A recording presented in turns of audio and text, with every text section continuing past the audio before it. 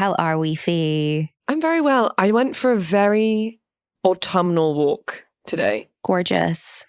Yeah, I went for a dog walk with lovely friend of the pod, our lovely friend Adele. Not the singer, but just another powerful woman. Yeah, and it was just, when you think you've walked double the distance just because you've been fighting the wind. Yes. Yeah, it's fully kind of cleared out the full sinuses. Yeah, I'm now firmly in autumn mode. I am currently in a jumper and also under a blanket. Fabulous. Yes. Leigh, where do you come to us from? From my childhood bedroom. Yes, thank you. And where are you currently? In bed. Yes.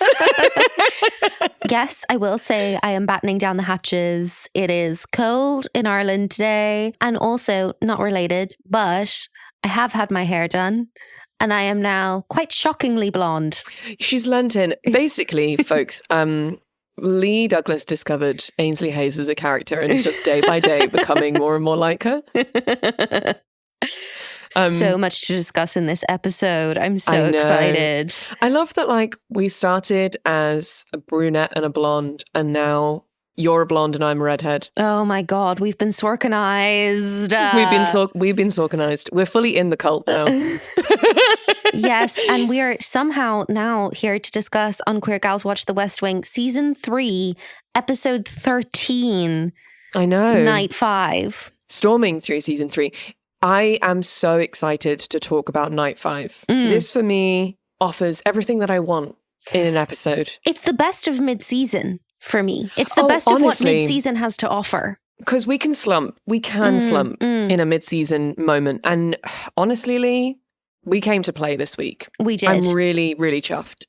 Should we just jump straight into the episode recap? Let's go. So the previously on is just entirely focused on kind of Jed's childhood experiences of violence and the kind of very uncomfortable conversation with Toby. A conversation which I still feel kind of came out of nowhere from Toby.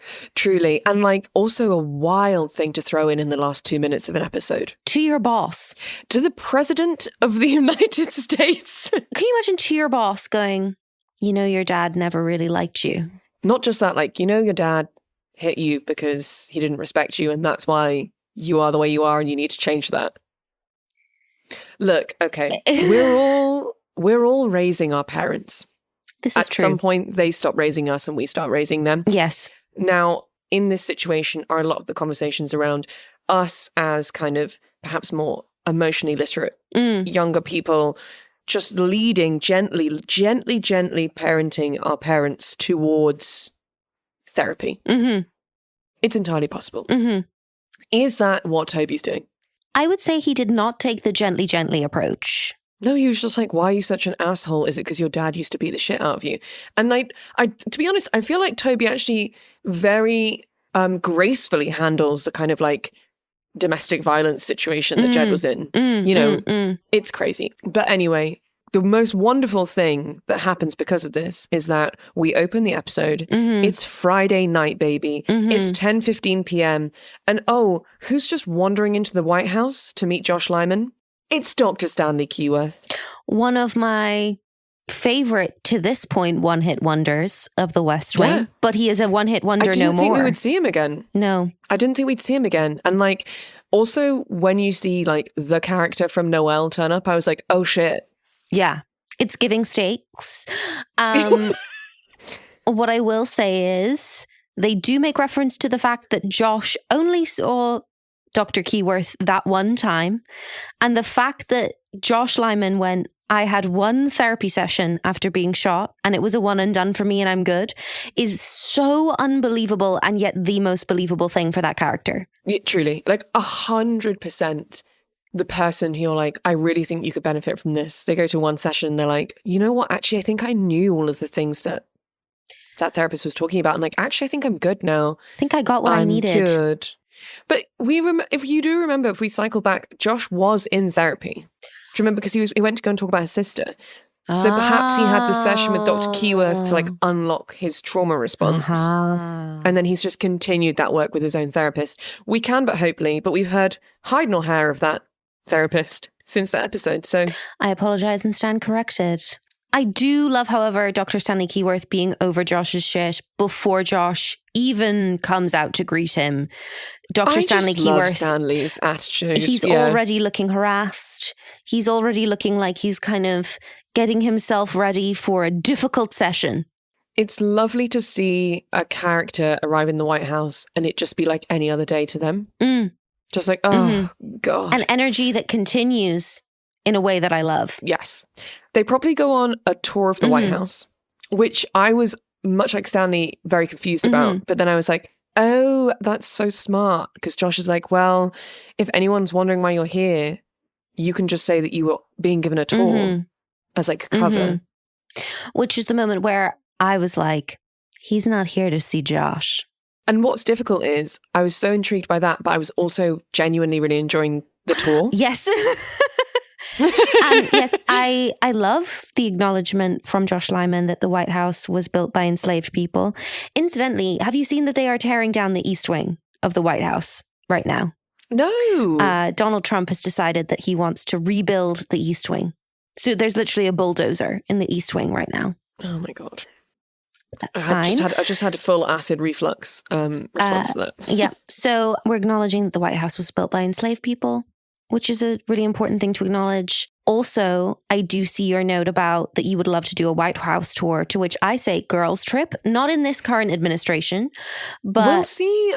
Let's see where like the next couple of years takes America. And I say years, and I know that sounds depressing, but right now I ain't going to DC. I'm not going to Trump's White House. That is not the White House that I will be visiting. But like, I'm gonna blue sky thinking this and be like, hey, I feel good that, you know, next election cycle, someone could pop in there that I'd like to go and visit. And we could do a little DC trip. We'll get our Smithsonian fix and then head to the White House. Yeah. I love a tour. Love a tour. Actually, very quick side note. I went on holiday last week to Spain and we did a couple of kind of like old things and did like audio guide tours, which I really enjoyed. And then there were some sections where I was kind of tour guiding us. And my partner said to me, you know what, Fi, you'd be an amazing tour guide. It's very true. And honestly, I was like, that's one of the greatest compliments I've ever had. The navigational skills from your orienteering days. Yeah.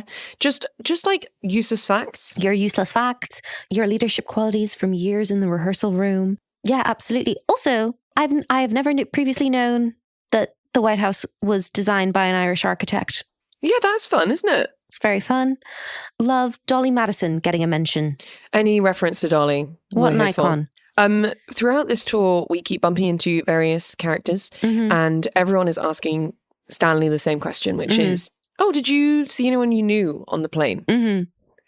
And Stanley's kind of getting a bit bored of this. But Josh, he kind of, the penny drops and he's like, oh, you want to know if anyone knows that I'm here? Which is very fun. And guess who the last person is that he bumps into, Lee Douglas? Jed Bartlett. It's Jed Bartlett.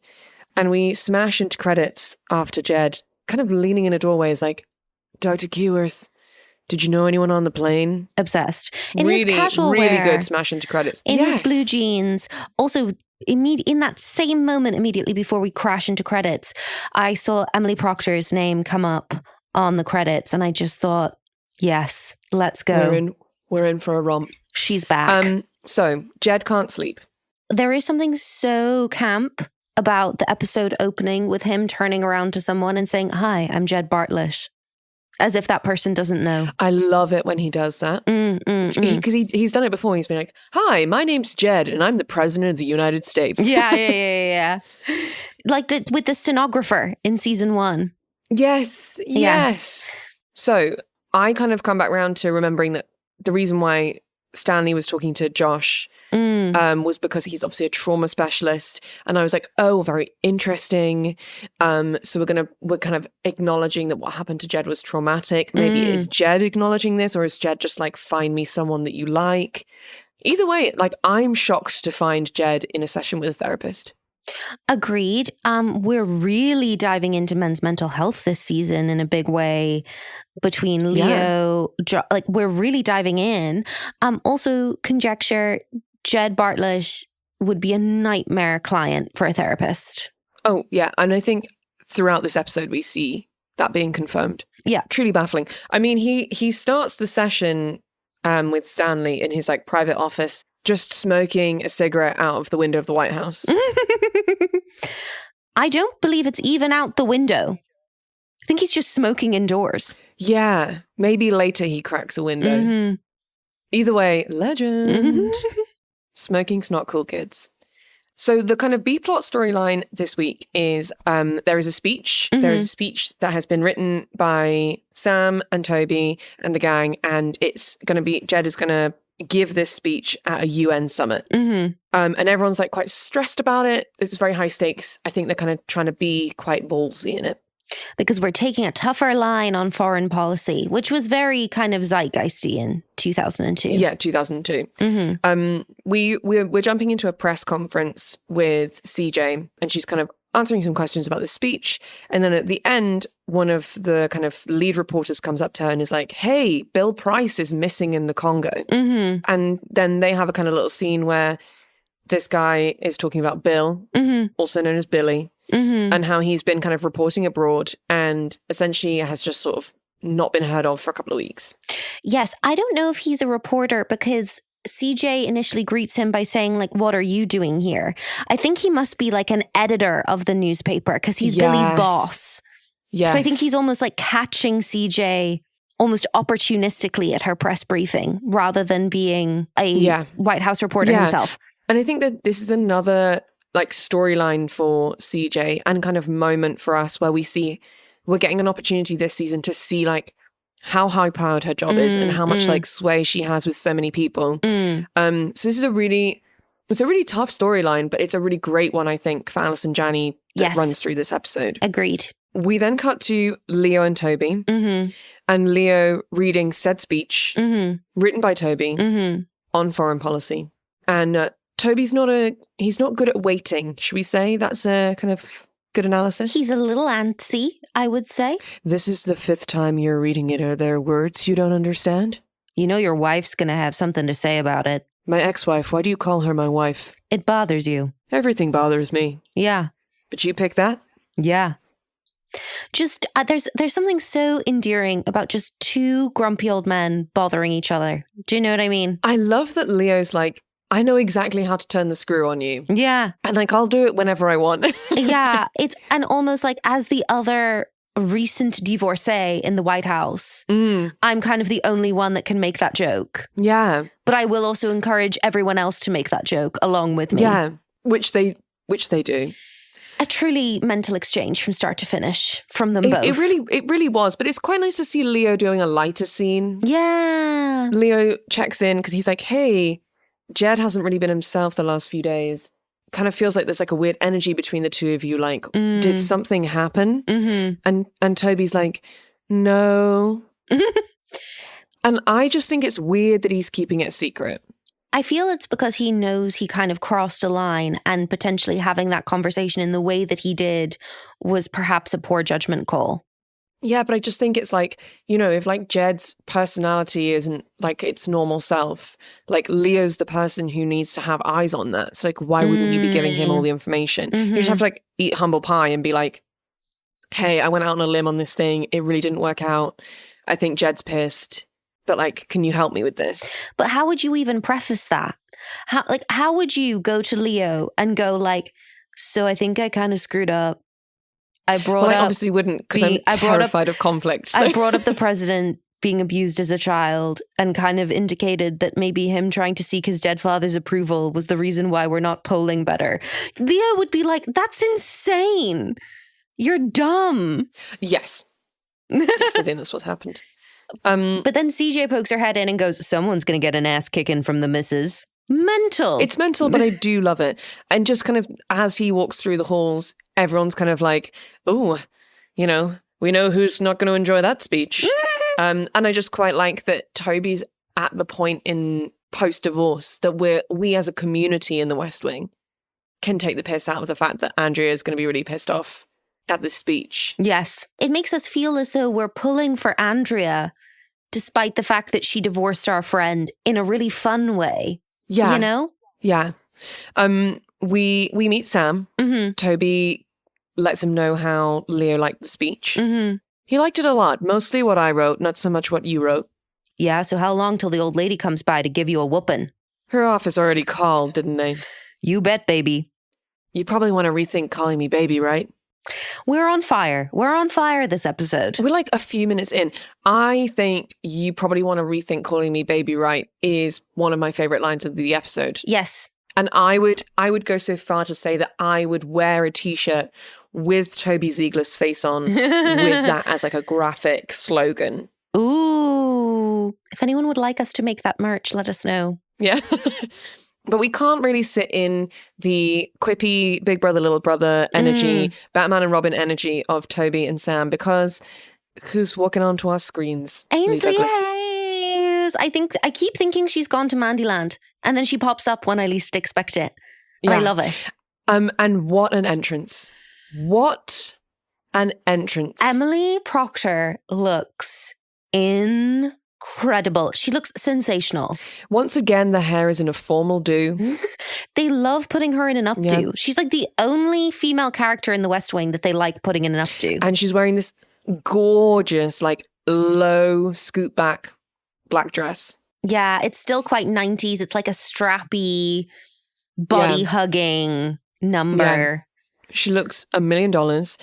And then Sam Seaborn, I'm going to say, clinically loses his mind. Yeah.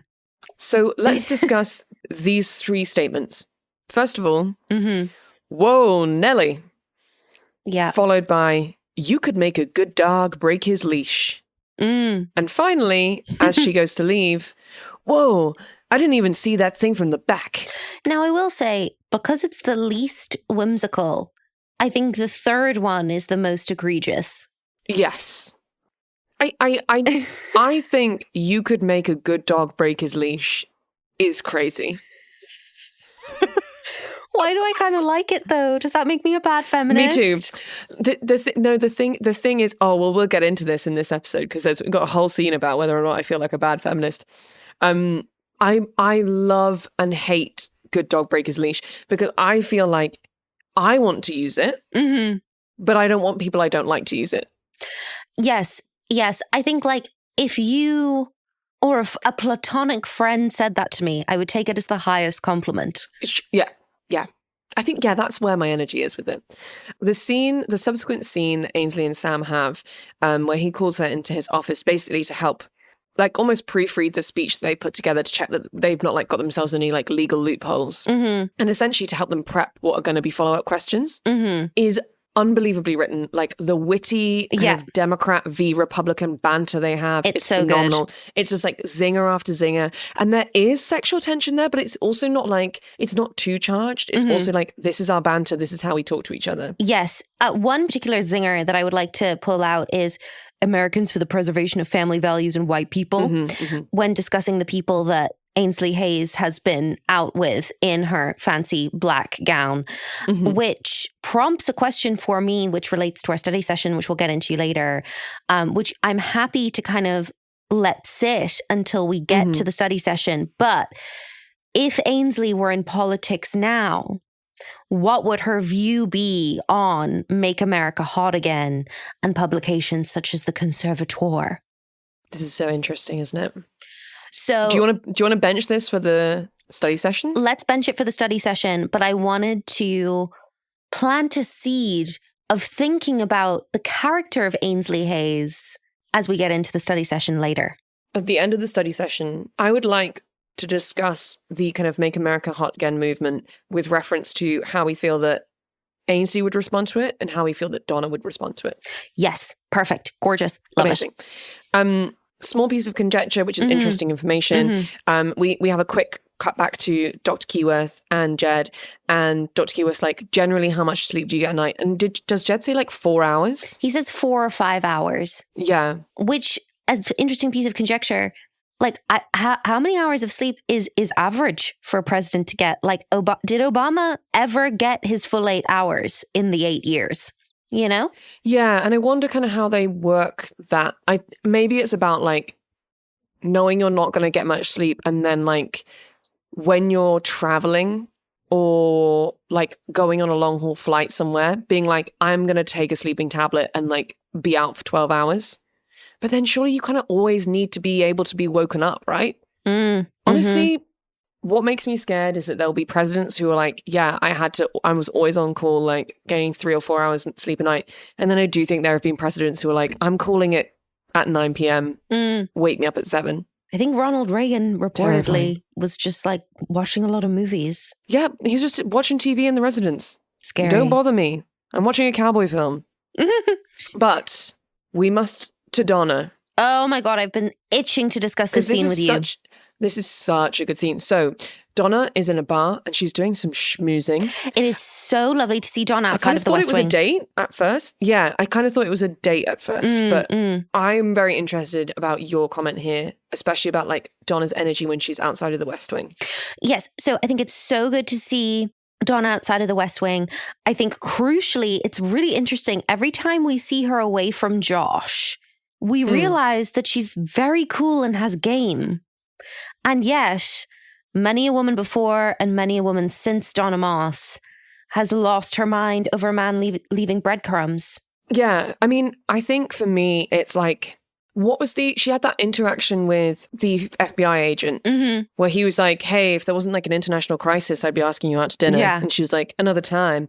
It's so nice for us to like see her existing in the world. And I feel like back at the house share, when she's like out with Cliff or like if she's just meeting up with friends for a drink, they're like, oh my God, it's so good to just see you being you know?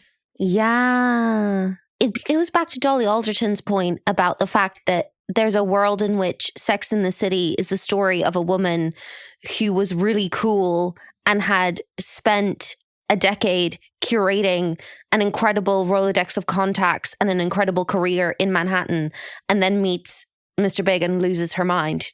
Yeah. It's kind of that energy. I think it makes me worry that like actually there is no healthy way for Donna and Josh to ever be together. Whoa, big words from Fiona. But who is this man that Donna is meeting? So it turns out that they were at college together. I didn't get his name. I didn't write it down because I was too excited about what he was saying, which was mainly things about the internet and that he's running a website. .coms aren't she's going like, wow. away. He's like, Donna's like, wow, a website? That's amazing. Online media. I love the idea of her getting poached. So basically he's going to run kind of like, I guess, like an online newspaper. Like a version of like The Hill. Yeah. Yeah. And what is amazing is in this scene, he tells her all the reasons why she's like overqualified to be a part of the team he's putting together at this startup. Yeah. And it's so nice to see Donna be told that she's like talented and capable and like an exciting person and like a voice in politics. Yeah. And that actually it's not just about like being a PA, like actually from the experience of working specifically for someone with Josh's job. Yeah.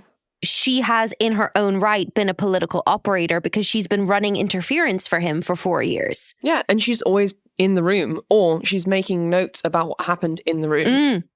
In the room where it happens. Precisely.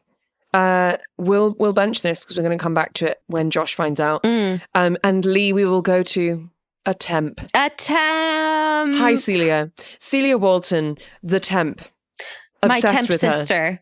My temp sister. My sister in Christ. My sister in temping. So Celia is working in the bullpen where Toby and Sam work. And Sam's like, oh, hi, like, I don't think we've met. And introduces himself. And he's like, where are Ginger and Bonnie? And Celia's like, they're out getting food. And then she says to him, basically, she calls him out. She's like, the way you talked to that woman earlier was like completely derogatory and out of order. I'm obsessed on multiple levels. First, I love that Bonnie and Ginger go for their dinner breaks together. Cute. It reinforces the idea that they're actually good friends and not just two women who work together. Love that. B, please get Celia in a room observing Donna and Josh. Please. Send that woman to Josh Lyman's office immediately. Just leave her there with a notebook in a corner. Sam, to be fair, the response for the time period that we're in, I think is fine. Yeah. Which is kind of like, hey, I'm not a bad guy. He doesn't vilify Celia in like a way of getting defensive. He's not like, he's not like, hey, you don't know anything about me. He's just like, no, like, we're close. Like, that's kind of the relationship that we have. But it gets him thinking. Yeah. I also love that he's a little bit scared and he really wants Ginger and Bonnie back to play good cop and defend him. Defend him, the Deputy White House Communications Director, against a temp. Yeah, beautiful. What a world that we live in. Enter Andrea like a storm. Like a bat out of hell. Literally, she like storms into Toby's office and like I'm scared of her. I'm also scared of her, but in a way that I think she's incredibly hot. Yes, definitely. You know when there's a very powerful woman and you're like, I really want her to think that I'm good at my job and praise me. Yes. And I also fancy her. Yes, I do. I do know that. Okay. I do know that feeling. Moving on. Okay. We then have a scene with Toby and Andrea where we get into the speech and she kind of reads sections from it. And my kind of takeaway is that the speech is going hard and the language, I guess, because it's 2002, for me, I feel like we've come on a little bit in terms of like how we use language in foreign policy. Because I feel like what they're saying a lot in this speech is, so for me, optically, Islamic fanaticism feels very different to Islamic fundamentalism, linguistically, for me. Where I'm saying at this point is like, for the people who Andy works for, where are they at? Because I feel like everyone always talks about how soft Jed is all the time on everything. And then finally, we're like putting some teeth in him and everyone's like, no, not like that.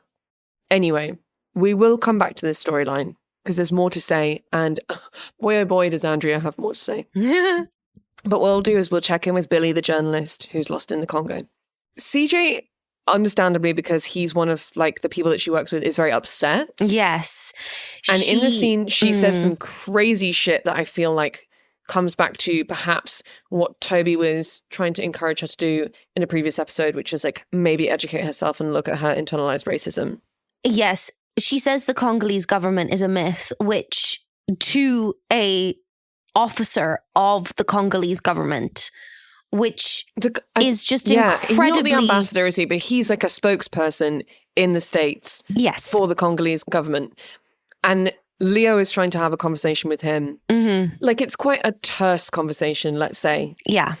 And then CJ comes in and it's kind of like when she was talking to the veterans. Do you remember? She like kind of went off and it really doesn't feel productive. No, it doesn't feel productive. It feels patronizing. It's very Josh Lyman behavior. Yeah. Which I think in this show, CJ can't get away with yet as a woman. Cue the line from Laboko, the Congolese government official, just saying, I can't talk to this woman. Yeah. And kind of in that moment, I'm like, I agree with you. I'm with you. Yeah. So that kind of first line of action from them trying to help Billy didn't really work. Yeah. And Billy's wife and mother of his 2 young children is just going to come into the White House to wait and see how things go. To be fair to CJ, I cannot imagine having someone in your office waiting for you to give them news about whether their partner is alive. Yeah, I mean, the stakes are incredibly high and I think that warrants being emotional for sure. And also it's someone that she knows and she's worked with for a long time. But I feel like when you're in a room with the chief of staff, who is, you know, so adept at international politics, why are you railroading him? Anyway, it's time to see Josh respond to Donna's news. His response was infuriating, but we'll get there. It is so real. Like she comes back from this like evening drink and he's like hanging up her coat. And immediately he arrives and gives her like some really boring tasks to do. And I feel like it was so relatable. You know, when you like return from doing something like really exciting and creative and then someone's like, yeah, could you just like deep clean like the glass washer? Or like, sorry, could you just like get back to that photocopying? We need these things laminated. I've had so many battles with a laminating machine in my time as a temp and as an EA. dear Jesus, I never want to see a laminating machine again. Not least because of their impact on the environment. But what I will say is Donna does clarify, as she's kind of starting to tell Josh about this interaction, that Casey is his name, is a college friend. And I love that because then it builds a backstory in my brain that this man stood by and watched her relationship with the bad doctor who we hate, and was kind of go-girling her coming out of that relationship, has been keeping tabs on her career since, and sees her now as being super powerful in her own right. And I just love that. Yeah. And I think what's very interesting about the way that Josh responds in this, and it's a phenomenal performance from Bradley Whitford because there's so much going on under the surface, is he just pretends like it really doesn't bother him. And he at no point is like, wow, you could never get that job. No. He's more just like, why would you want that job? Like, okay, cool. Like, is his business going to be around in a year? Which is hilarious. Cue the .coms aren't dying. Like, hook that nostalgia to my veins. The idea that like Josh is like, I don't know, like maybe the internet's not going to take off. I think maybe the internet's a fad. But it is especially crazy to be like, that job's not going to be around in a year when Jed is literally up for re-election. So like Donna's current job has a 50% chance of not being around next year. Yeah. And like when she was in this meeting with Casey, he kind of slid a piece of paper over to her and she was like, oh, is this like the investment your business has received so far? And he's like, no, that would be your salary. Yeah. She's like, is this the operating budget? And he's like, no, that's your starting salary. And I'm like, oh, Donna, take the money and run. Take the money and run. Take the job. She doesn't say how much she's been offered, but Josh is like, oh, well, like, I can't offer you anything, but I could offer you like a job title change. And then he's like, I could offer you this one. And like, he like reels off this job title. And then she looks at him, she's like, that's my current job title. He doesn't know Donna's job title. I'm sorry, what? And then like, he kind of like is like, yeah, anyway, this thing. And I feel like Bradley Whitford's performance is like, the external thing he's trying to give is like, I'm really like not bothered because you're never going to take the job. But internally there is like a little pitter patter of like, she wouldn't know, right? She wouldn't go. I get the sense he's giving nuanced, but why isn't he verbalizing a reason for her to stay? Like that's what she's asking for in this conversation. She's been like, hey, I've been offered basically an amazing salary and a really exciting opportunity to work with someone who's kind of just stood up and been like, I actually rooted for you the whole time. I hate your ex. Yeah. Which we all want to hear. Yeah. And what she's kind of poking at is for Josh to be like, these are the reasons why you should stay and work for me. Yes. And he does nothing. He's just like, hey, could you get that thing to me? Also, not to become overly obsessive about the job title thing, but he is the Deputy White House Chief of Staff. Knowing the job titles of the staff, I would imagine, is quite an important aspect of his literal job, let alone the job title of his own assistant. Yeah. Also, I would say, Josh, we're being a bit arrogant here because let's not be so cocky. You don't just automatically get that kind of chemistry with an assistant. And by that, I mean like that kind of good work chemistry where she knows what you're thinking without you having to say it. She's on it before you've asked. That kind of work chemistry, not the chemistry, because I think they have both. Yeah, and I would say that he thinks because he has one, the other one's natural. So like, in my mind, he's like, yeah, like Donna's great. Like we've always just got on and that's why she's such a good assistant. It's like, no, Donna's actually amazing at her job. Yeah. Anyway, I think Josh has got some comeuppance coming his way this season. Also, I think there's every possibility that Josh is just someone who gets wrapped up in his relationships. And, you know, he's got a lady that he's dating now. And so he's just forgetting his friends and other relationships in his life. That's very real. I honestly think he's the sort of person that like disappears. And like his mates are like, hey, man, like, we were supposed to go for a beer like 3 weeks ago. And he's like, yeah, me and Amy decided to go for dinner and Amy's so amazing. And yeah, I'm just spending a lot of time with Amy. Yeah. And then like inevitably when he blows up his relationship, he then comes crawling back to all of his friends. Yeah. Basically, Josh Lyman's a toxic bitch. Continue. Ainsley is working on the speech, doing phenomenal work, as she always does because she's a smart woman. Sam is sort of kind of fidgeting nearby and then decides to voice Celia's thoughts. And I think that this is good for him to go like, I've taken this in. I'm worried about it and I want to voice it to you, my female friend. And then Ainsley reassures him that he's not a cad, basically.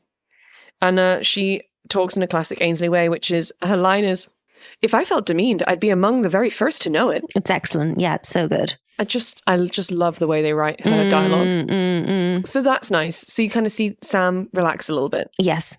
This is not the end of this topic, FYI.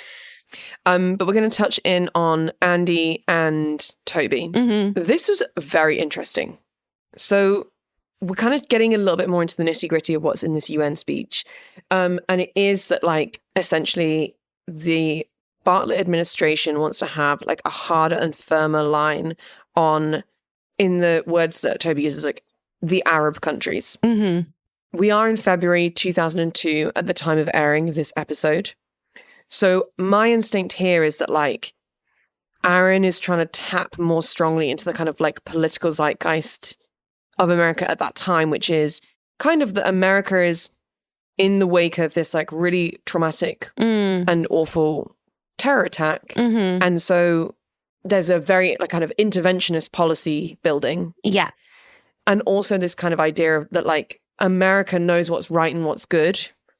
And it's like their responsibility to kind of take that around the world and show people how to be right and good. Yes. I do love Does that the make line. sense? It does. Yes, it does. And I do love the line, which is something that, you know, I felt as someone who lived in the States at times. Andrea says, America does not have a monopoly on what's right. And that, one more time for the people at the back. We're very much in kind of George W. Bush's axis of evil era, very firmly. Truly. Yeah.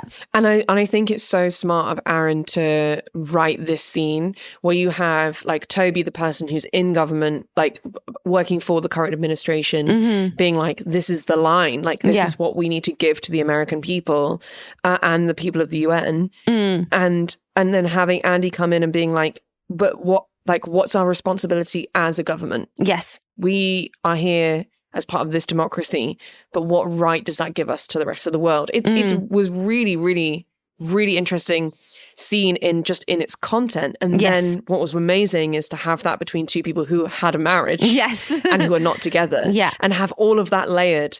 And I just think the two actors in that scene are having so much fun acting with one another and working the text. It was, I basically wrote no notes for this scene because I was just like so taken with watching them. Yes. I will say that it does feel like in the very short time between the episode Isaac and Ishmael to now, you know, we've come a long way from like speaking to school kids in the mess, like with a knee up on a chair, to where we are currently. Agreed. And I wrote down that there's like a hardness to Toby's position on this that does feel a little out of character. Yes, it feels like his back is up against a wall and has been for the last few episodes in a way that we've like not fully explored why.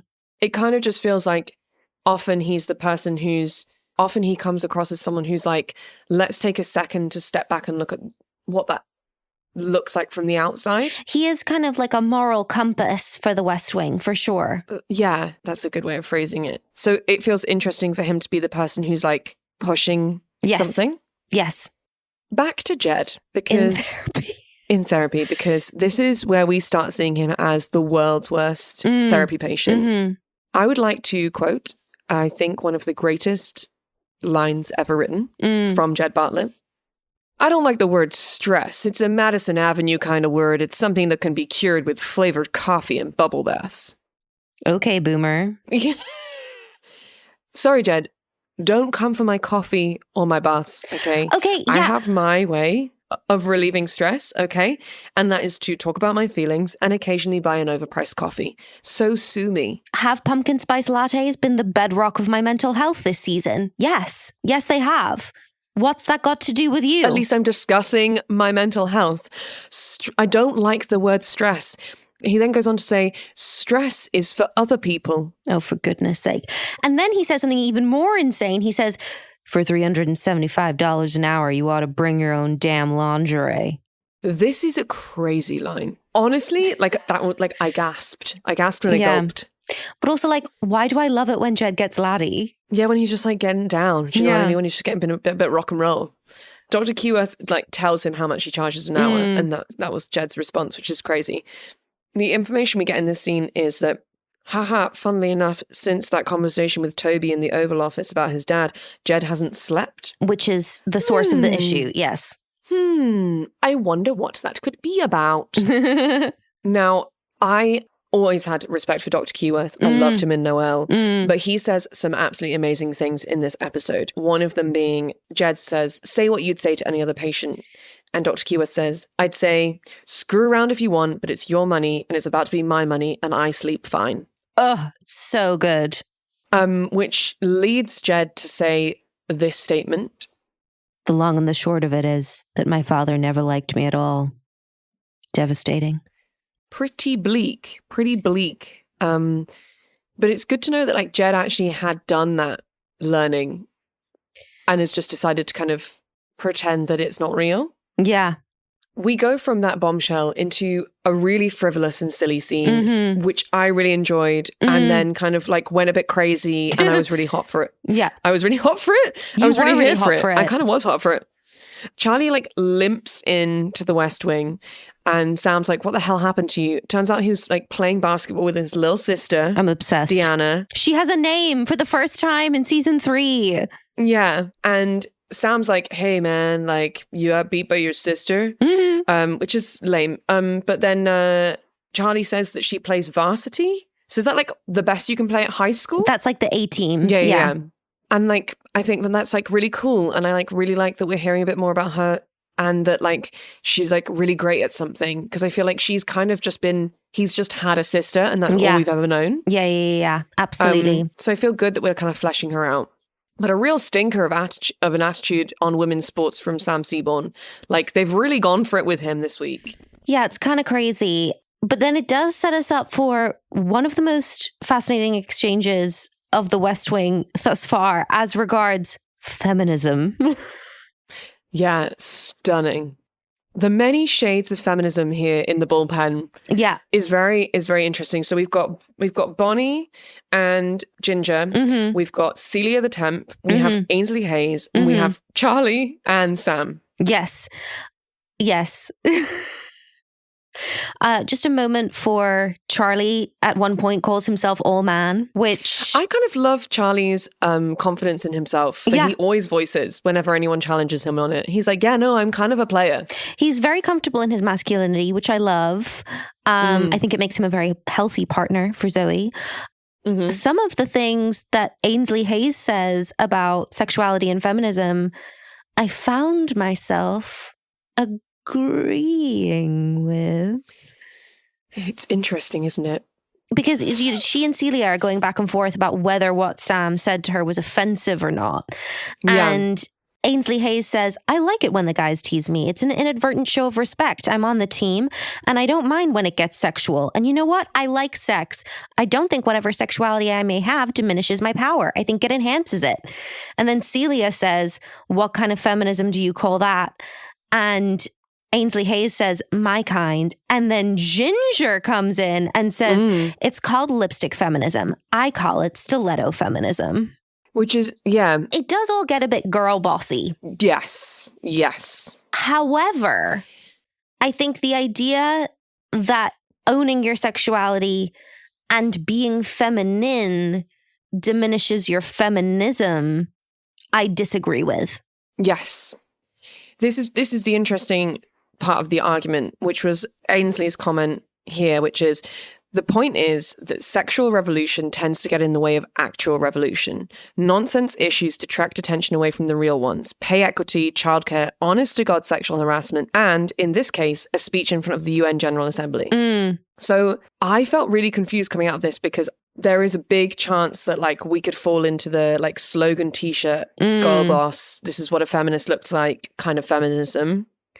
But I do agree with part of what Ainsley's saying, which is if what we do is tear each other apart for what different types of feminism we have, especially when it comes out to like the sexualizing of women, we're talking about that. We're not talking about pay equity. We're not talking about childcare. We're not talking about violence towards women, which comes back to a really amazing book that a friend of yours recommended to you, Leigh, which actually was about the kind of like modern attitude towards like body image, especially amongst women, which is the more that society gets us to talk about the way that we look and how the way that we look is perceived, the less likely we are to then engage in politics. Because if all we're doing is looking in the mirror all day thinking, am I fat? Am I thin? Is my hair right? Is my nose the wrong shape? Like, should I do this? Should I do that? We're not actually getting involved in society completely. No. So I think this whole conversation is incredibly interesting because I totally get where Celia's coming, which is like, look, it doesn't matter that he's your friend. If he talks to you like that, that's saying it's okay to talk like that to any woman. Yeah. What if he then says that to someone he doesn't know? Or what if someone hears him and then thinks that that's okay?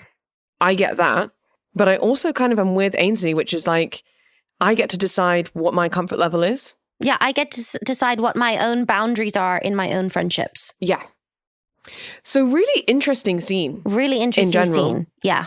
I then got really distracted by something entirely vapid, which was clothes.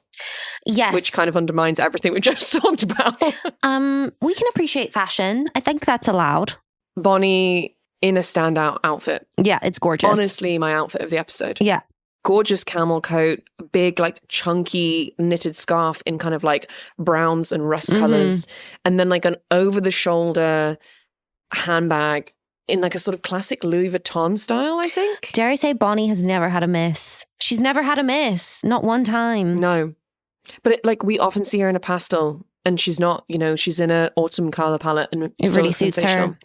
Conjecture, and I won't go into it, but like there is a very beautiful scene between Donna and Billy's wife in CJ's office that was really, really gorgeous. Yes.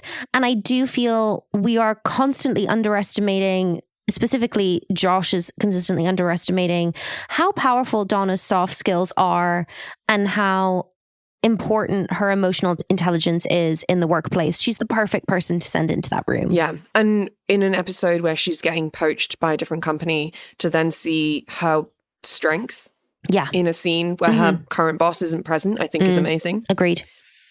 We swing back to Andy and Toby briefly to kind of like finish off their big argument. She gives basically a list of rewrites to him from her department being like, we think you need to put this in. He blows up about it big time. It's the rewrites are from her committee that she's in Congress. That's the word, committee, yeah. He blows up about it and like very much rejects all of it. But like steam out of the ears. And she just like stands there in the space with him, lets him do it.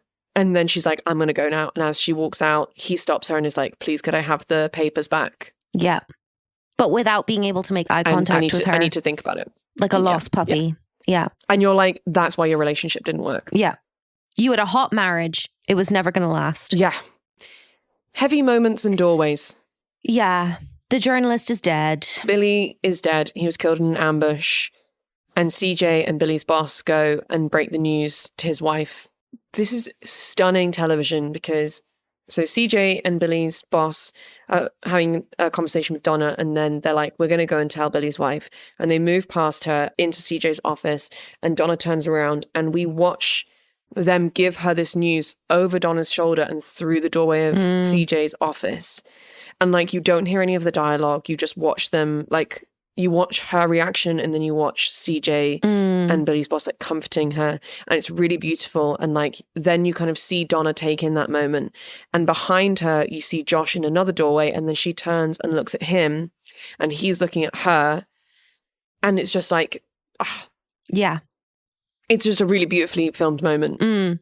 We close out this episode with Dr. Keyworth and Jed with another fantastic scene where kind of Dr. Keyworth's really pushing Jed. And I think that's kind of what he did with Josh in a way as well, was like provoke him. Yes. Because he's like, okay, these men who are closed off, they need to be like poked and poked and poked until they'll give me something. So, so emotionally closed off. And there's one that you wrote down, which I think was kind of really great. Yeah. He says, I think Lincoln did what he thought was right, even if it meant losing half the country. I don't think you do what you think is right if it means losing Michigan's electoral votes.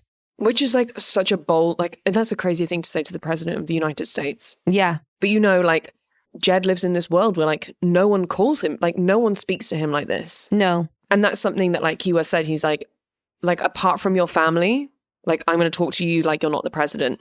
And I'm the only person who's going to do that. Who does that. Yeah. The kind of other devastating moment from Stanley was when Jed says, I'm not trying to get my father to like me. And Stanley's like, good, because it's never, ever going to happen. Dr. Keyworth's a rock star. Yeah. He leaves because he's like, hey, I'm done. Like, I don't care if you want me here all night. Like, we've done 2 hours. That's a double session. I'm going to call time on that because I'm in charge. Love that. And we leave Jed just like looking out of the window at the rain, smoking a cigarette and like looking back at a picture of his father on his desk, which I think is toxic as fuck. Yeah. What a crazy end to the episode. Do we think we spent that time lingering on Donna and Josh watching the wife receive the news that her husband is dead because of the, if you were in the hospital, I wouldn't stop for red lights conversation? As in, like, they're thinking about, like, how it would feel for them. I hadn't thought about it like that. If it's like, if it was the other one receiving that news. That's so interesting because I think it could be, I definitely think there's a portion of it that's that, but I think potentially there's a portion of it which is like when you were in surgery after you got shot, like you don't know how that was for all of us finding that out. And like, I don't know. Yeah, there's definitely like a part of it that's like, are you my person?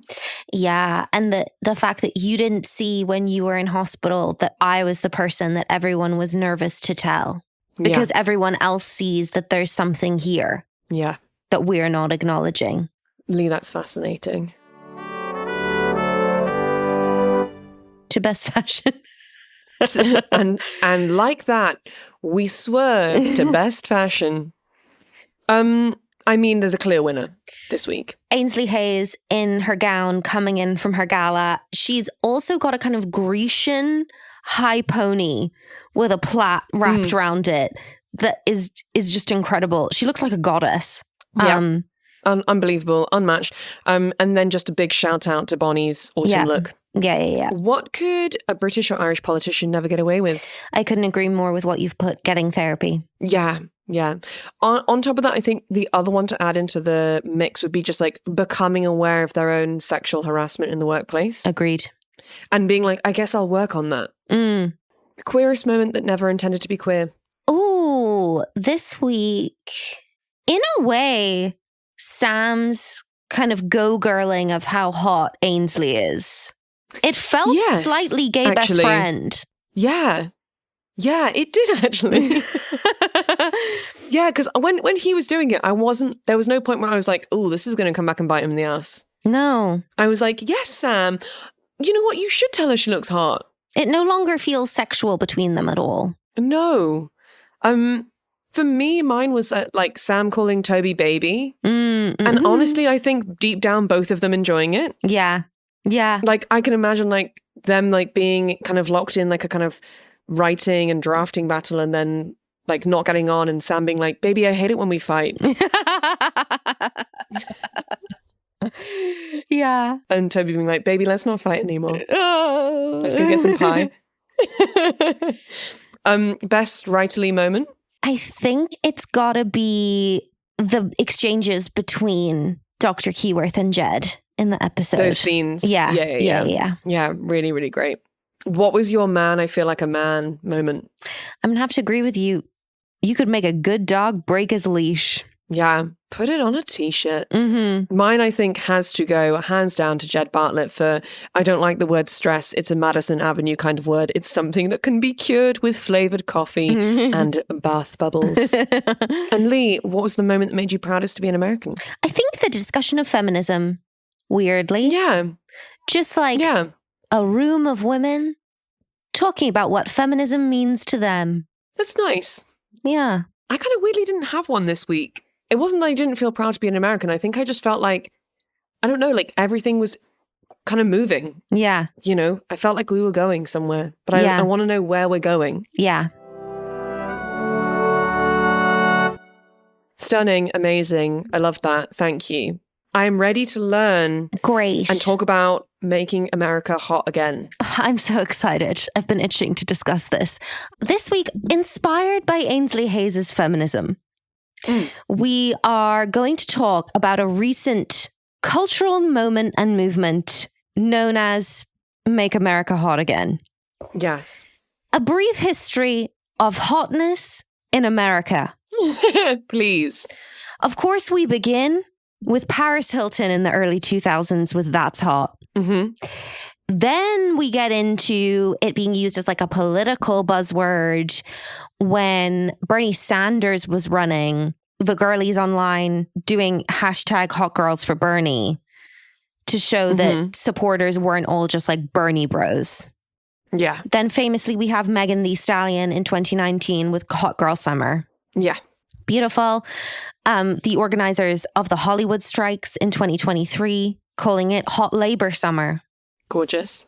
Then we get to the American right, who've taken the word hot for themselves recently in meetups of conservatives in New York City run by a woman called Raquel De Bono, who we'll be hearing a lot from, who says that she landed on marketing her events as Make America Hot Again because it's hot because it's risque to be Republican in a big bad city like New York.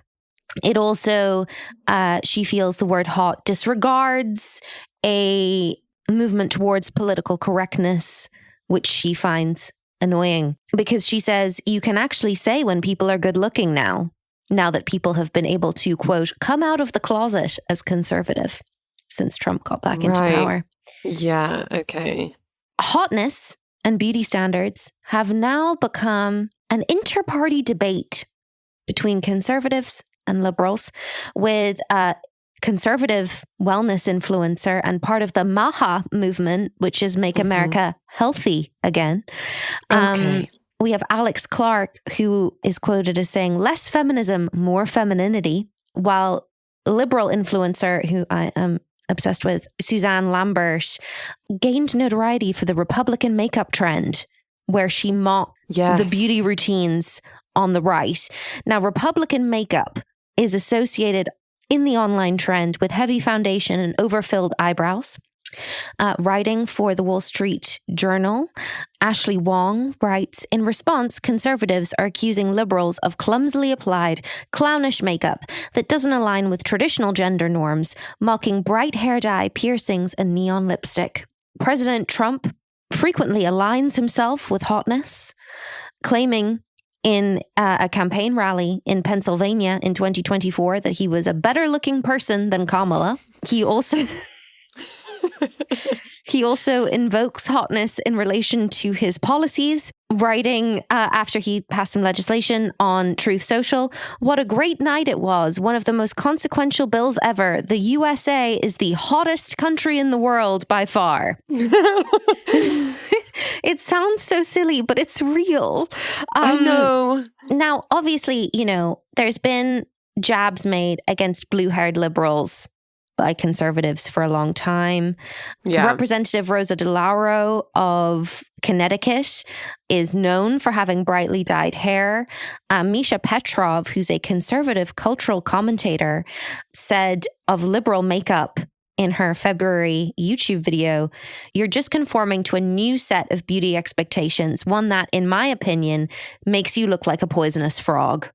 Wow. Susan Lambert, again, of the Republican makeup trend, said that her posts are supposed to be cutting, they're supposed to be provocative, and accuracy is not necessarily important to her. She said, they've called us blue-haired liberals for years, right? They'll make fun of us for our tattoos and our piercings, and we've never really clapped back. I lose zero sleep at night knowing I'm hurting the feelings of people who are committing atrocities against my fellow Americans, my friends, and my neighbors. Well said. She, in one particular, in many videos, she has ridiculed the eyeshadow and contouring of Representative Nancy Mace, a South Carolina Republican, and Mace's communications director, Gabrielle Lipsky, responded. Again, this is a professional communications director for a representative in the Congress of the United States. She responded to Susan Lambert's videos by saying, the same people dressing up as woodland creatures and using litter boxes now want to be experts in beauty The same crowd that insists men in full beards and lipstick are the pinnacle of femininity. The left should be worried about a lot more than how normal people outside their woke cult apply makeup. I need to know more about the people using litter boxes. Now the thing that really jumps out, and I think you've mentioned it there, Leigh, is so she starts that by saying people who dress up as woodland animals and use litter boxes.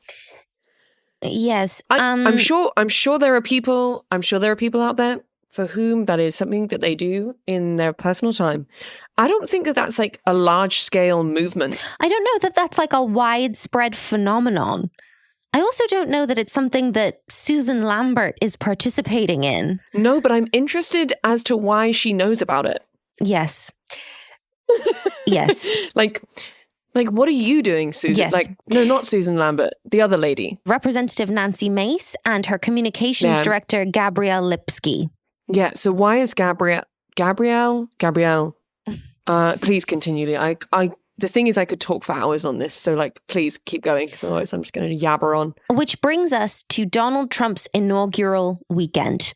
This past January, C.J. Pearson, who is co-chair of the GOP Youth Advisory Council, is quoted as saying, "It's never been a better time to date as a conservative. Being conservative right now is the coolest it's ever been."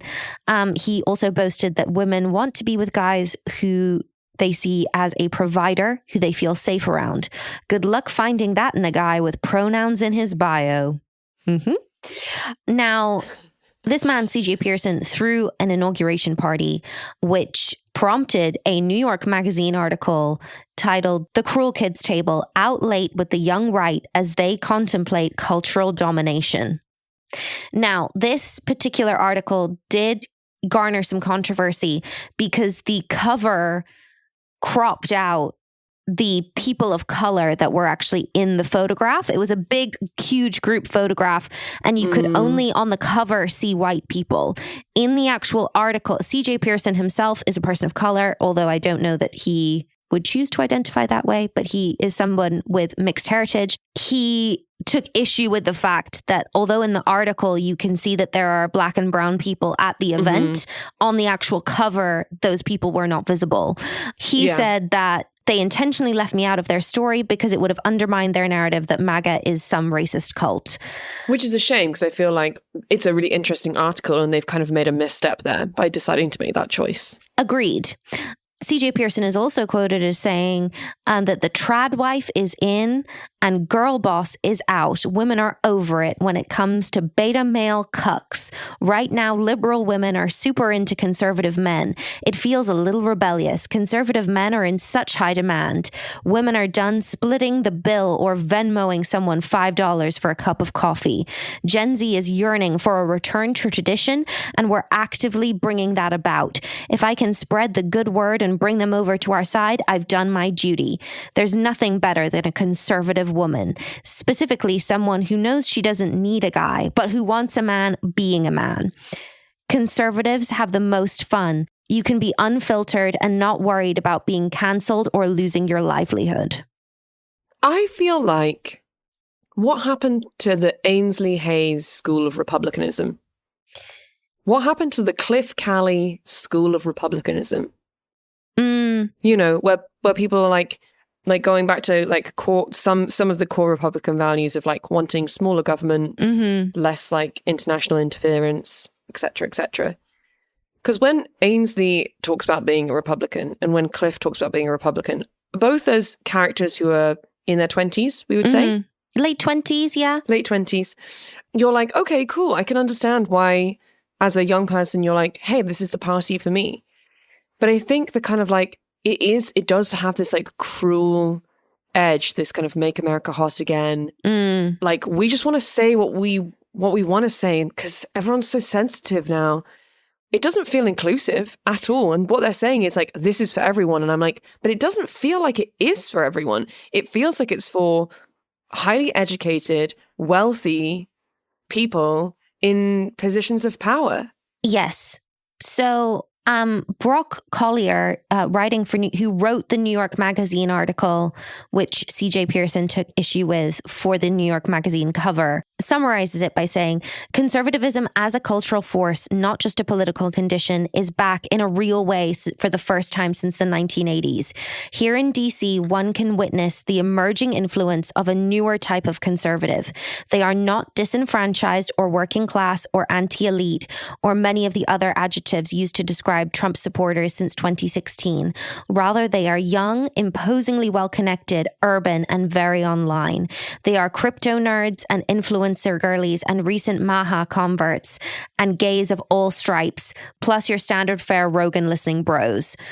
So what he says is that this is being written by a gay person, this article, and he's saying that there are gay people at these parties, and they're trying to say that they're not homophobic, the culture at these parties, but at the same time, they will openly say that being gay is a sin. Yeah. So there's a real tension there, as far as I'm concerned. But do we feel like also they're like, hey, there are gay people here, which kind of gives us like carte blanche. But what they are saying is, one, homophobic comments like being gay is a sin, but also the representation of the queer community there is perhaps just gay men and lesbian women in a very small amount. We're not seeing the full spectrum of like trans people being there, intersex people being there. Like the people who are there who are saying, I'm gay and I want to make America hot again are wealthy, powerful, well-connected, online, all of those things that he lists as well. What it comes down to ultimately is when we're talking about gay people being at these events, I think what we're talking about is gay men.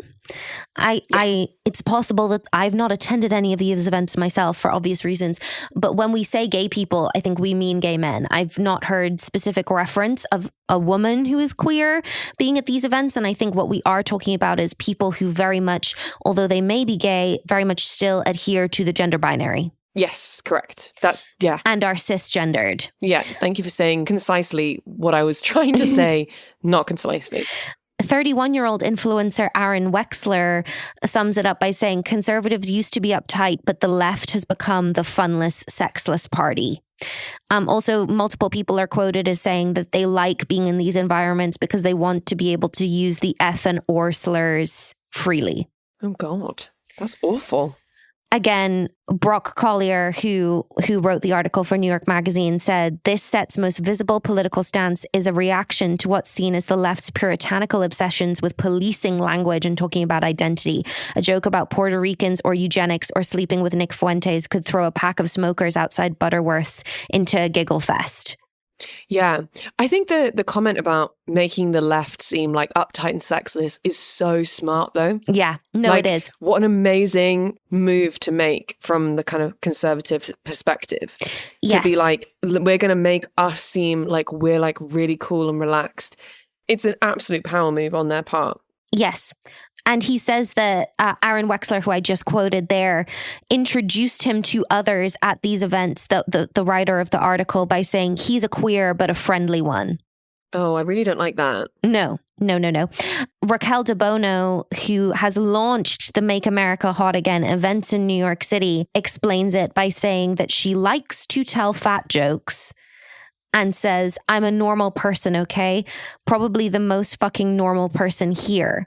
And that even her, quote, lib friends enjoy her non-PC jokes, but only behind closed doors. And she defends her use of fat jokes by saying, I want to be skinny. You said the same thing last night, bitch. You had bulimia 10 years ago. Yeah, like the thing is, I don't think that I'm someone who is like humorless. No. But equally, I think that punching down with comedy isn't funny. No. Like, I'm not going to go online and like write an article about how I think that. I just think that that's not comedy. I don't think that's a joke. No. You know? No, I agree. Whereas their argument is that is funny and everyone thinks it's funny.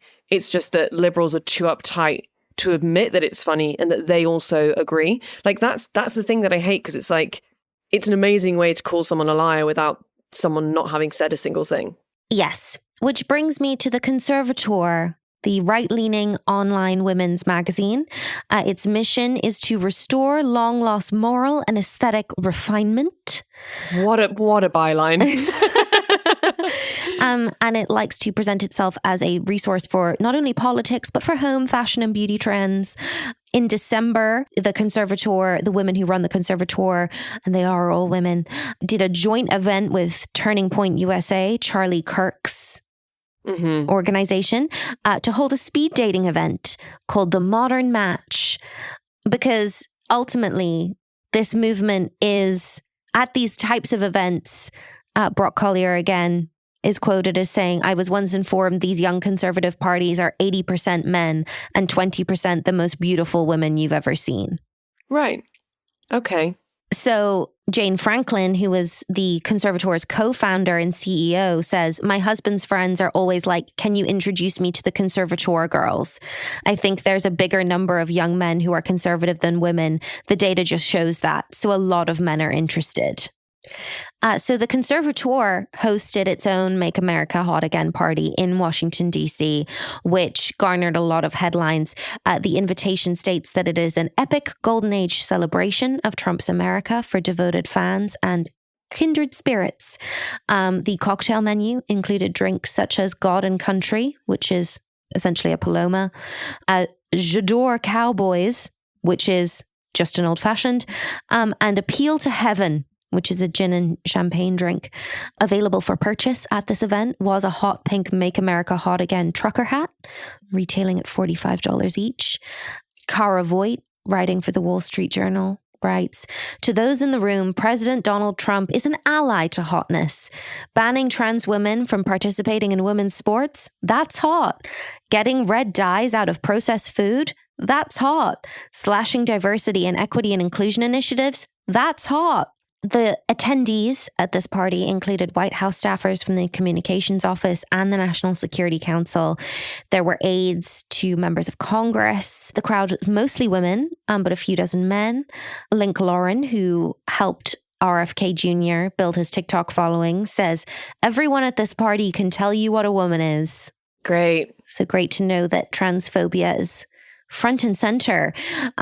Jane Franklin, the co-founder of the Conservateur, explained what Make America Hot Again means to her by saying, "The Make America Hot Again movement is all about you only live once, so you might as well be your hottest, best self possible. Hotness is conservative coded. The left is trying to degrade that. They almost have an uglification of culture." She also says that other women's magazines promote a lot of things that are not traditionally beautiful, naming tattoos, piercings, and blue hair. She thinks that Make America Hot Again hats have taken off because they pair a cheeky Gen Z approved phrase with a deeper meaning about, quote, preserving their traditional beauty standards and owning our femininity. Personally, I just hate everything about it. Sorry. Continue. The phrase uglification of culture is so wild to me. And ultimately, I think what it comes down to is that these women, right, are so used to being the default female consumer of culture. Yeah. That they are emotionally rocked by things being made that are aspirational to people other than themselves. Yeah.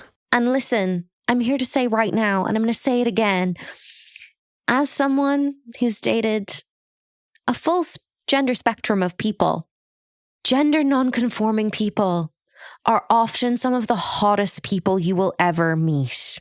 Yes. That aside, the editor-in-chief of the Conservateur, Caroline Downey, summarized what Make America Hot Again means to her when she says, "It means confidence. It means taking care of your body. It means dressing well, not only for yourself, but for others." Which I would say, again, the majority of queer, gender non-conforming people, even people who just don't conform to gender norms in their own personal style, regardless of their gender identity, I think anybody who takes a path that's off the beaten track in some way, that requires confidence. Yeah. that requires caring about your body. That requires dressing well. It just doesn't mean dressing well by traditional standards. Open your minds. Caroline Winchester, an attendee who's 33, summarized it by saying, there isn't a single uggo here. Good for you, Caroline. Kisa Motiwala, a 25-year-old Hill staffer who attended, summarized it by saying patriotism is back in style. But to return to Jane Franklin, the co-founder of the Conservateur, she's 27 years old. She graduated from UC Berkeley in 2020. She's a rising star in conservative media. She's appeared on Fox News multiple times. She is stunning, as you would expect, in a very traditional beauty standards kind of way. She said of the women's media ecosystem before she founded the Conservateur, there was just nothing that was specifically catered towards the conservative, Christian, traditional-leaning woman. I would say this about TC. Yes, we get involved in politics. It gets a lot of clicks and a lot of excitement, and we've definitely done a lot of profiles with women involved with the Trump administration, yada, yada. But I think actually our culture is the most important part of the magazine, and their culture coverage covers dating, etiquette, career, fashion, and beauty through the lens of Christian conservatism, which they see, Jane Franklin is quoted as saying, as being at odds with this more feminist, progressive lifestyle, which she sees as being championed by mainstream media. And she sees the Conservateur's remit as bringing back traditional femininity and the whole lifestyle attached to that as well. I think traditional beauty is just what beauty was before, like a decade ago. There is just common beauty that we know. I think of the 90s supermodels or the 80s supermodels as well, like the Cindy Crawford type. And that's what I think people want to see now. And she talks specifically about magazines like Vogue and Glamour. They're trying to take things that are just what everybody knows are ugly and trying to make it like they're good. And we're kind of the antithesis to that. What we always say at the Conservateur is that we're promoting beauty and truth and everything that's good. Caroline Downey, the editor-in-chief, in her speech at this event said, "We are the zeitgeist now of other women's magazines." She said, "The problem is that they are glamorizing bad ideas. They're glamorizing evil. What the Conservateur is doing is we're highlighting what is objectively beautiful lifestyle and objectively superior worldview, and we're giving those unrecognized women in the culture their due." Right. Now, what I will say is, I don't know that I see women who adhere to traditional beauty standards who identify as conservative as being unrecognized as women. No. If anything, I would say that people who adhere to traditional beauty standards and comply with gender norms receive quite a bit of privilege in society for being what society deems to be beautiful. Caroline Downey is quoted as saying, "I think liberals have unfortunately fallen into the trap of letting the narrative run that liberal style means ugliness. I think that's kind of what has taken hold of the culture. Even Vogue has kind of let their standards down." The thing is it makes me so angry, but like not in like a kind of more in an exhausted way. Yes. Which is, yes. I think people like to a point are like allowed to do it. Like this magazine like should be allowed to exist with the freedom of press in America. This young woman who's had an incredible career, considering that she graduated 5 years ago, like good on her. Like she started a business and like it's been incredibly successful for her. Good for her. Like no doubt she's put a lot of work and effort into it. I just think that like no one's allowed to disagree with each other anymore. And it freaks me out because I honestly don't have the energy or the language, Leigh, to describe how the Make America Hot Again like fad makes me feel, because it's fundamentally flawed, and I feel like language has been hijacked, and now like how I understood the world to work doesn't make sense anymore. And we're a train rolling down a hill and that can't be stopped. And it feels like people's lives and safety have become like a punchline and like icky. And you're like, that's people's fucking lives. Now, what I will say is, did I hate myself because I looked up where Caroline Downey's dress to this event was from because I really liked it? Yes, yes, I did. I personally would aspire to the same beauty standards that these women aspire to. What I will say is the people that I am attracted to and I think are hot do not. Yeah. Why can those two things not coexist at the same time? So you don't have to be attracted to people who don't aspire to those beauty standards. What does it matter to you? I suppose because in a way, if not everyone is aspiring towards the same beauty standards, do you see that as devaluing something that you've invested a lot of time and money in? What you thought was a universal beauty standard, maybe. Yeah, but I think for me, it feels more fundamentalist than that, which is like, there's something about it that's about eradication for me. Yes. I think that's what turns me off the whole thing. It's like, yes. You know, where you're coming from is like, everything should coexist and that's fine. If it's not hurting you, then let it go. Yeah. But the Make America Hot, like kind of cult, yes, for me, has this undertone, and it may not be that way for everyone who follows that trend.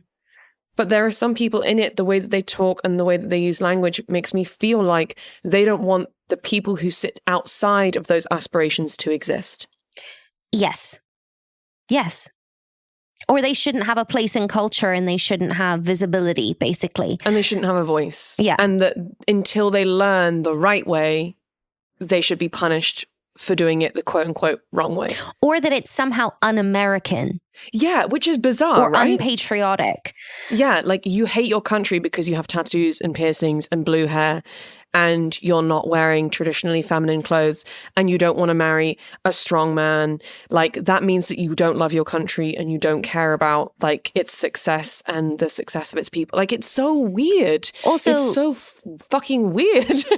Also, like, I think one of the things that can show that you love your country most is criticizing your country and wanting it to be better. Yeah. I think that's a really patriotic thing to do. But to flip over for a moment from Washington, D.C. back to NYC with Rachel DeBono. She is a slightly different flavor of the Make America Hot Again movement because she sees herself as a city conservative, by which she means she's someone who has conservative political views, but isn't a, quote, trad wife. She says not every conservative woman wants to be in a Prairie dress by 25 on a farm. Some of us love cities and do well in careers, but that doesn't make people less conservative. And she, at her Make America Hot Again events, also sells Make America Hot Again hats and also sells stickers that say where Reaganomics meet retinol, which is quite catchy. Oh, it's catchy, but troubling. Deeply troubling. She's quoted as saying, I always say it's harder to come out as conservative in New York City than to come out as gay, which I have thoughts on. To which I would say, I think what you're fundamentally missing there, Raquel, is that when you come out as a queer person, there are systematic things that stand in your way of having the same equality that a straight person has. You do not have anything systemic standing in your way when you, quote, come out as a conservative. Well said. Where this then becomes kind of even more terrifying, not to leave it on a really scary note, but were you familiar with the American Eagle ad campaign with Sydney Sweeney that came out? I was across that. Yes. So this woman, Raquel DeBono, after the American Eagle ad campaign controversy, which I will briefly summarize in a moment, hosted a good jeans party. Yikes. So for those of us who are not familiar, there was an American Eagle ad campaign for jeans starring Sydney Sweeney, the text of which was, genes are passed down from parents to offspring, often determining traits like hair color, personality, and even eye color. My genes are blue. And there's this whole thing about how Sydney Sweeney has good genes. She's blonde hair and blue-eyed. in the event description for Raquel de Bono's Good Genes party on the online invitation, it read, "They say good genes never go out of style, but some things run even deeper, like tradition, discipline, and the innate ability to spot a liberal from 50 feet away. Conservatives have good genes, and we're throwing a party to prove it." Now, obviously, like, critics of the ad campaign have said that there are obvious undertones of white supremacy. Mm-hmm. However, Trump obviously came out and said that he loved the ad and that Sydney Sweeney had, quote, "the hottest ad out there." So again, that hot word. Mm-hmm. American Eagle stock rose after the controversy. Raquel de Bono, again, who organized the Good Genes party in New York City, said, "I can't. Like, I've received a lecture. You make the wrong joke and suddenly it's Islamophobic, homophobic, and racist all in the same sentence. And it's like, I can't do this. Liberals have become the party of the hall monitors. They're always policing your speech." And several attendees told Newsweek that they liked these parties because it offered a space where they didn't feel like they needed to self-censor or walk on eggshells. And they all complained about, you know, the unmatch if you're conservative trend on dating apps and the fact that at these parties they were able to meet people who, quote, didn't judge them for being conservative. So there's kind of there's an active thing behind these parties that they are kind of a matchmaking event in a way. Yeah, definitely. And one male attendee of the Good Genes party said that he believes the term liberal has become corrupted, although he did identify as a liberal himself. And his reason for attending the party was because, quote, "conservative women are just better looking." Well, that's vile. Mm-hmm. So do you think that Ainsley Hayes would go to a Make America Hot Again event? If such an event existed in 2002. I think it's possible she would read something like the Conservateur. But Agreed. I think the scenes where we saw her with her Republican friends, yes, showed that she is not unwilling to call out bullshit within the Republican Party. Yeah. I also don't know that she would stand for the outright use of slurs against people. No.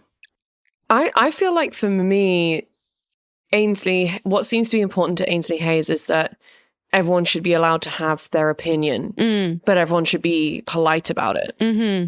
She, you know, when Sam's like, "Well, that's what I think," she's like, "Cool, well, I think something different." That's politics. Yeah. And I think that's healthy. And that's kind of the Cliff Calley of it all as well. Like, yeah, when Donna was like, "Oh my God, you're a Republican," he's like, "Yeah, I believe these things. I believe these things. Like I like you because of who you are. Like, I'm not going to change my mind for you. You can think what you think and I can think what I think." And I feel like that approach to politics has been lost. And I think potentially that's because there's a lot more kind of dangerous rhetoric rolling around in politics now. So generally people's responses to what other people are saying have become like more heated because, you know, there's a lot more hate speech being thrown around because, you know, media is everywhere. It's on our phones, in our palms. It's on our laptops. We're all so engaged with social media all the time. Yeah, I'm sort of starting to talk about something else. But going back to Ainsley, yeah, I think she would definitely read the Conservateur. And I think that she would probably go to maybe go to a party. But I think if someone said something she didn't like, I think she'd be like, "That's BS." Yes. Agreed. I don't think she would wear merch. No. I think potentially she would have bought a Girl Boss t-shirt. I would be very intrigued to see a scene of Ainsley Hayes interacting with, responding to some of these women's views. Yeah, me too. Or like kind of, you know, as we get closer to the world of like 24-hour news and things like Fox News, where Ainsley would like sit in a world like that. Yes, agreed. I mean, let us not forget that Susan Lambert of Republican makeup fame was once a member of Young Republicans. Yeah. Things change, people change. Yeah. That was a really interesting study session. I'm sorry I wasn't more like verbose about this. I just think I get so disheartened and frustrated. I sometimes can't get my words out. But this is what's interesting is like, you know, the world that we're living in now in 2025 and why rolling back to 2002 is so interesting for me and for you too, because you can see the origins. Yes, but also crucially, there was a moment where Ainsley Hayes, and what was an interesting filmmaking choice was that Ainsley Hayes had a line where she said, not all women have to be the same.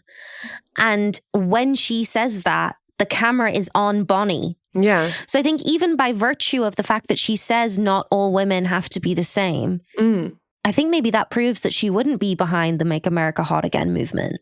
Yeah. Because essentially what they're saying is all women should be aspiring towards the same thing. Yeah. God, it's all fascinating and terrifying, isn't it? Well, I think probably what I'm going to go and do is go and dye my hair blue and get a few more piercings. How about you? I think I might go get a tattoo. Yeah, okay. Stunning. Should we meet up next week and do another episode? Let's meet back up next week and do that. We're Queer Gals Watch, wherever you get your socials. Email us, queergalswatch@gmail.com. We really love hearing from you. We're also Queer Gals Watch on Patreon. We really appreciate everybody who supports us on there. It's a fun time, but also it means that we get to keep making this podcast. Amazing. Leigh, I'm going to leave you to enjoy the rest of your afternoon in your home aisle. Shoulder enjoy some to shoulder, I'll answer Ireland's call. Go and enjoy some bracing fresh air. Okay, I'll see you next time. Bye. Bye.